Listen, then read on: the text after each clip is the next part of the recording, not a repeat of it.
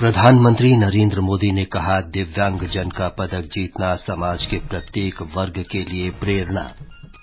प्रधानमंत्री ने एशियाई पैरा खेलों के भारतीय दल से नई दिल्ली में बातचीत की। महाराष्ट्र के मुख्यमंत्री एकनाथ शिंदे ने मराठा आरक्षण मुद्दे पर सर्वदलीय बैठक की। अक्टूबर में 1,72,000 करोड़ रुपए से अधिक का जीएसटी संग्रह। विश्व का पहला आर्टिफिशियल इंटेलिजेंस सुरक्षा शिखर सम्मेलन ब्रिटेन के बकिंघम में शुरू। राष्ट्रीय खेलों में 55 स्वर्ण सहित 133 पदकों के साथ महाराष्ट्र पहले स्थान पर बरकरार।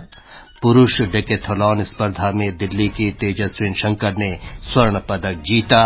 और आईसीसी क्रिकेट विश्व कप में पुणे में दक्षिण अफ्रीका और न्यूजीलैंड का मैच जारी।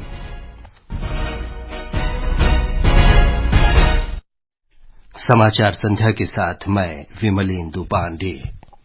प्रधानमंत्री नरेंद्र मोदी ने कहा है कि दिव्यांगजन का पदक जीतना प्रत्येक व्यक्ति को प्रेरित करता है। श्री मोदी ने आज नई दिल्ली में मेजर ध्यानचंद स्टेडियम में एक कार्यक्रम में एशियाई पैरा खेलों के भारतीय दल से बातचीत की। खिलाड़ियों को बधाई देते हुए श्री मोदी ने कहा कि पैरा खेलों में 111 पदक जीतना वास्तव में उल्लेखनीय उपलब्धि है। जिस तरह से इन खिलाड़ियों ने देश को गौरवान्वित किया है, वो अभूतपूर्व है। श्री मोदी ने कहा कि खिलाड़ियों के प्रदर्शन ने पूरे देश को रोमांचित किया है। खेल में दो ही चीज होती है, या तो जीतना या सीखना। हारना वारना होता ही नहीं है। 140 करोड़ देशवासियों में आपका सिलेक्ट होना, ये भी अपने आप की विक्ट्री है। आप सभी ने सिर्फ पिछले रिकॉर्ड ही तोड़े ऐसा नहीं है, कुछ क्षेत्र में तो आपने उस रिकॉर्ड को धराशायी कर दिया है। और आप लोग 111 मेडल्स लेकर घर लौटे। 2014 में एशियन पैरा गेम्स में भारत ने जितने मेडल जीते थे, ये उससे भी 3 गुना ज्यादा है। 2014 में हम ओवरऑल परफॉर्मेंस के 15वें स्थान पर थे, लेकिन आप सबने इस बार देश को टॉप 5 में लाकर के रख दिया है। प्रधानमंत्री ने कहा कि सरकार खेलों को बढ़ावा देने के लिए सभी प्रयास कर रही है। भारत ने इन खेलों में 29 स्वर्ण पदक सहित कुल 111 पदक जीते। महाराष्ट्र के मुख्यमंत्री एकनाथ शिंदे ने कहा है कि सरकार मराठा आरक्षण के लिए प्रतिबद्ध है।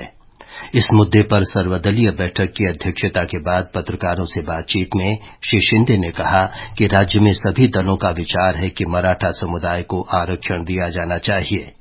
उन्होंने कहा कि सभी दल इस बात पर सहमत हैं कि अन्य समुदायों के साथ अन्याय किए बिना कानून के दायरे में आरक्षण होना चाहिए।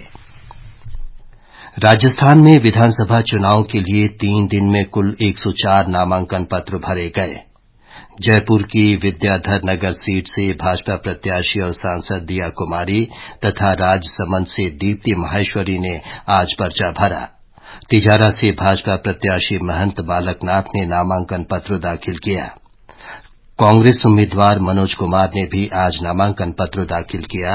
हमारे संवाददाता ने बताया है कि कांग्रेस की चौथी और 5वीं सूची जारी होने के बाद घोषित किए गए प्रत्याशियों का कई स्थानों पर विरोध हो रहा है।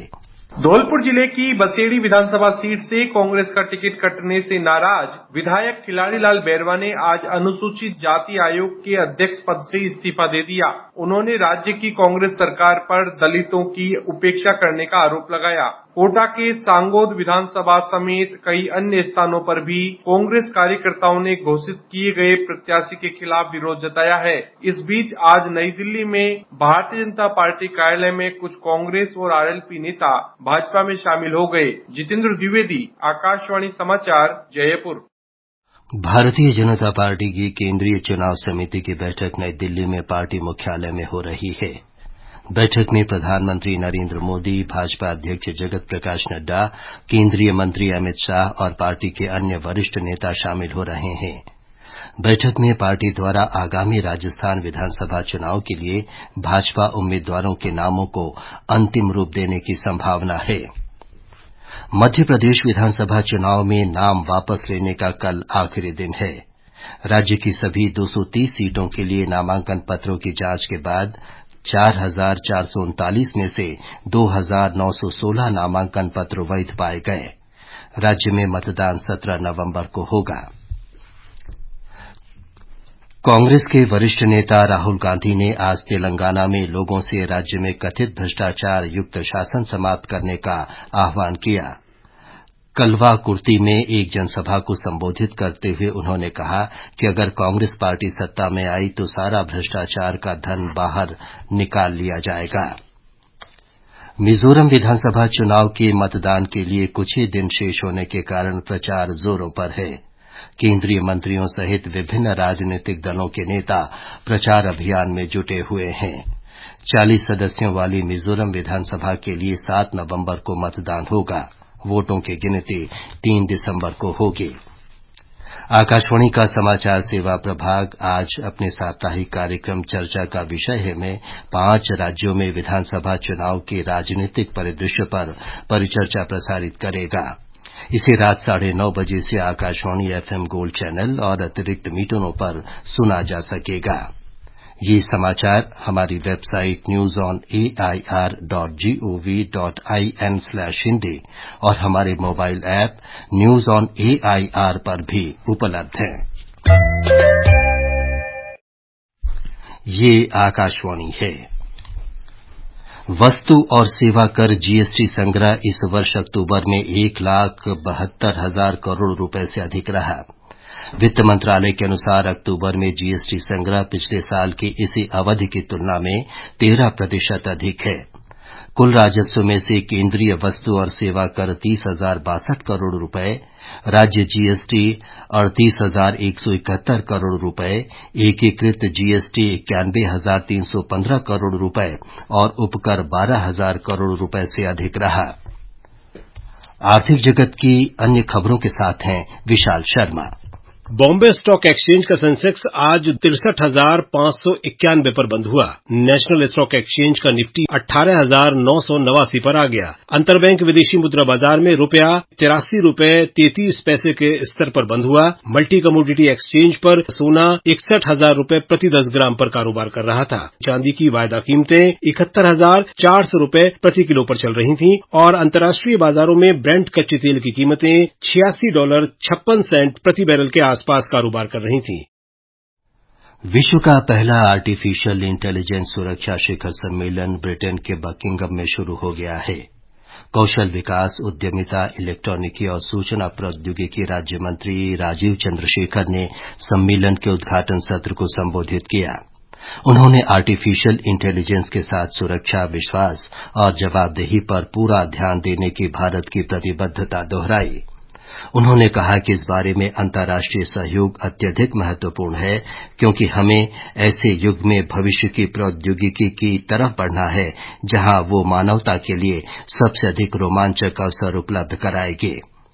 2 दिन के सम्मेलन का उद्देश्य आर्टिफिशियल इंटेलिजेंस से जुड़े जोखिम पर विचार विमर्श करना है। भारत और संयुक्त अरब अमीरात ने शैक्षणिक संस्थानों के बीच सहयोग बढ़ाने के लिए समझौते पर हस्ताक्षर किए हैं। शिक्षा मंत्री धर्मेंद्र प्रधान और संयुक्त अरब अमीरात के शिक्षा मंत्री अहमद बेलहोल अल फलासी की बैठक में इस समझौते पर हस्ताक्षर किए गए। श्री प्रधान ने कहा कि इसका उद्देश्य छात्रों और संकायों के स्तर पर आदान प्रदान, संयुक्त अनुसंधान पहल, पाठ्यक्रम की रूपरेखा तैयार करने और शैक्षिक कार्यक्रमों में सक्रिय भागीदारी जैसे क्षेत्रों में सहयोग बढ़ाना है। आज हम यूएई में IIT खोल रहे हैं। यूएई में कई सारे भारत की प्रोमिनेंट यूनिवर्सिटी भी आ चुके हैं। आने वाले दिनों में और भी कुछ यूनिवर्सिटी आ सकते हैं। CBSE जो भारत की एक प्रमुख एजुकेशन नेशनल बोर्ड है, उसकी भी 100 से ज्यादा स्कूल यूएई में ही चल रहा है। GCC में भी और ज्यादा स्कूल चल रहे हैं। CBSE की एक ऑफिस भी खोलने की हम लोग प्लान कर रहे हैं। भारत और फिनलैंड के विदेश मंत्रालयों के बीच आज 12वां संवाद आयोजित किया गया। नई दिल्ली में विदेश कार्यालय संवाद के दौरान राजनीतिक और सांस्कृतिक संबंध, व्यापार और निवेश, शिक्षा, डिजिटल साझेदारी, सतत भागीदारी और दोनों देशों के लोगों में आपसी संपर्क सहित द्विपक्षीय संबंधों की समीक्षा की गई। भारत सिंगापुर रक्षा नीति वार्ता आज नई दिल्ली में आयोजित की गई। इसकी सह अध्यक्षता रक्षा सचिव गिरिधर अरमाने और सिंगापुर के रक्षा स्थायी सचिव चान हेंग की ने की। बैठक के दौरान दोनों पक्षों ने भारत और सिंगापुर के बीच मौजूदा रक्षा सहयोग की समीक्षा की और द्विपक्षीय संबंधों में सहयोग बढ़ाने पर सहमति व्यक्त की। ये समाचार आकाशवाणी से प्रसारित किए जा रहे हैं। ताजा समाचार जानने के लिए आप हमारे Twitter handle @AIR News Hindi को फॉलो कर सकते हैं।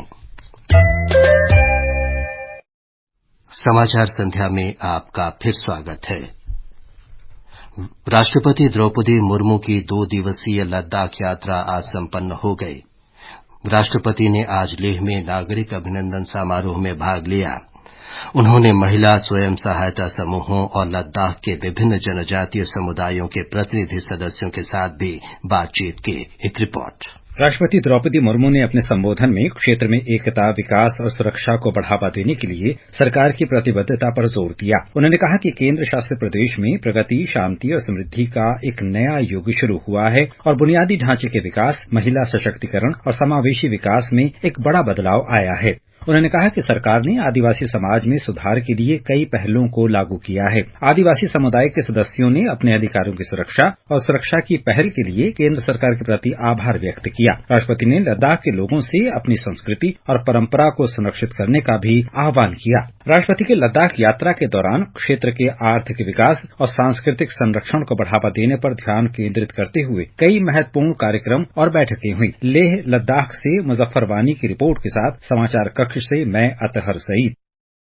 उत्तराखंड के ऋषिकेश में अखिल भारतीय आयुर्विज्ञान संस्थान एम्स अच्छे इलाज और विश्व स्तरीय स्वास्थ्य सुविधाओं के रूप में जाना जाता है। हाल ही में इस संस्थान में 27 वर्षीय युवक का किडनी प्रतिरोपण किया गया।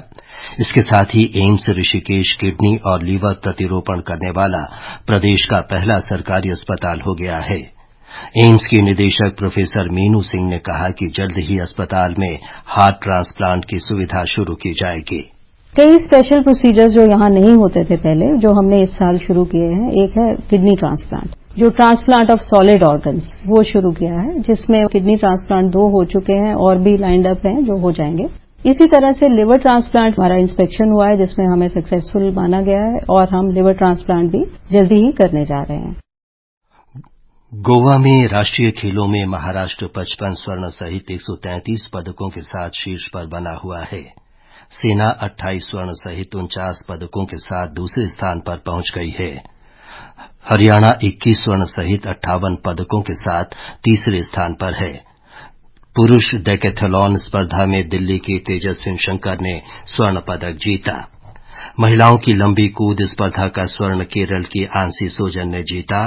महिला भाला फेंक स्पर्धा का स्वर्ण हरियाणा की शिल्पा रानी ने जीता। क्रिकेट विश्व कप में आज पुणे के एमसीए स्टेडियम में न्यूजीलैंड और दक्षिण अफ्रीका के बीच मैच खेला जा रहा है।